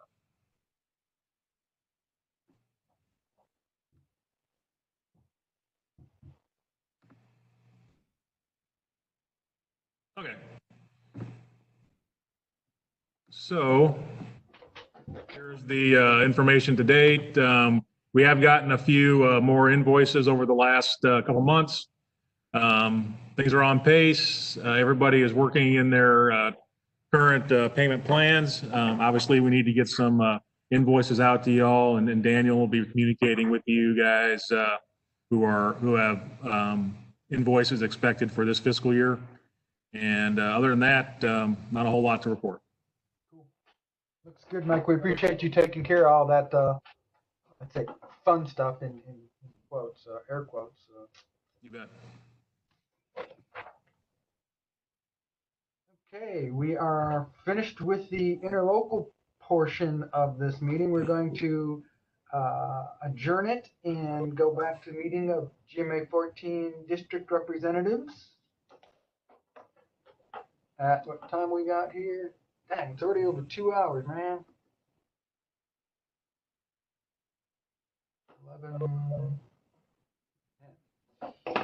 Okay, next item up is 11, discussion and possible action regarding the next meeting date, location, and agenda items. I was speaking with Wade, I don't know, a couple of days ago. He no rush to have a meeting in the next 30 days. He thinks we're okay if we go 2 months out. We can go a month. I don't know if people want to keep the ball rolling quickly, or if you want to split the difference, or maybe wait till Thanksgiving time. But do you have a preference? Not necessarily a preference, but one kind of question, at least on not necessarily an agenda item, but some of the deliverable side of things that I saw from um, your graph and kind of timeline, Wade. We've tasked you with a pretty good workload with the modeling efforts. You had mentioned that kind of moving forward at our next meeting, we'll be hopefully be seeing or at least having some prepared pieces of the draft explanatory report. Does that change your thoughts on when to meet next? No, that doesn't change my thoughts. What I'd expressed to John when we spoke earlier this week was, I think 2 months is fine and on track, and that's consistent with the schedule that I presented today. But if the GMA wanted to meet as soon as a month from now, that I could work around that. Thank you, sir.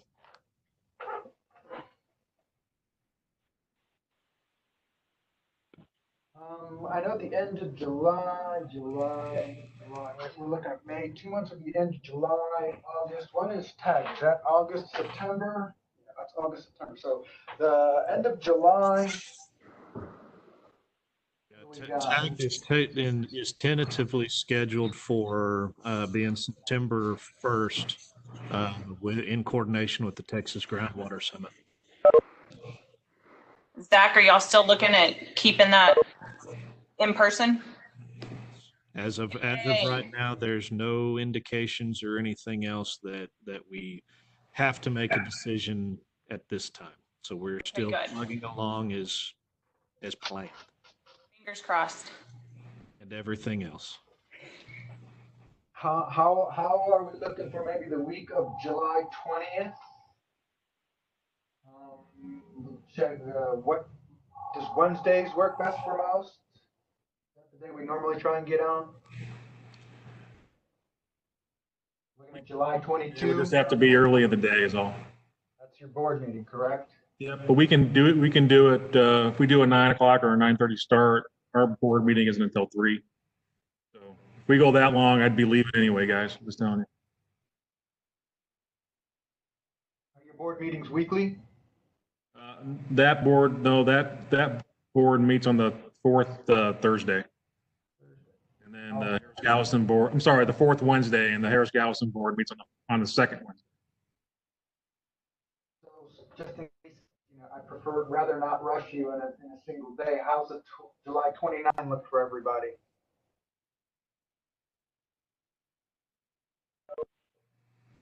Gary's okay with the 29th. Works for me.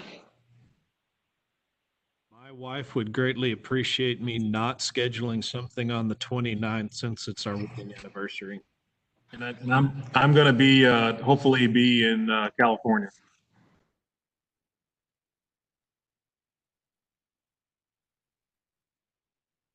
The 15th too short of a spread?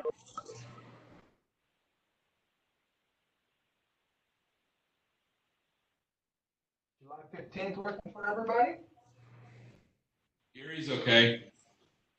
Fine with me. Work here.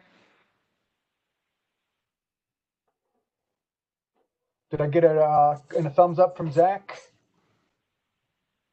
July 15th? And how about Miss Beverly? Oh, sorry, I didn't mean to speak over you, Zach. How about Miss Beverly? Can we get her on the horn?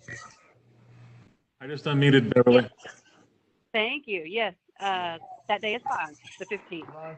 July 15. At what time? 10 o'clock, doing normal.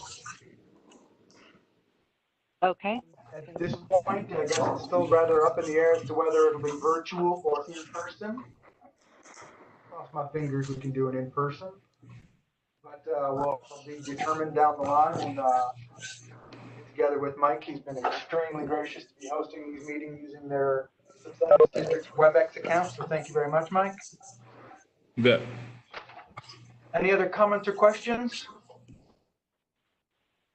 Move along to agenda item number 12. Have a great weekend, everybody. Meeting adjourned. Enjoy it. Have a good weekend. Thanks, guys. Thank you to everyone. Enjoy. Thank you, guys.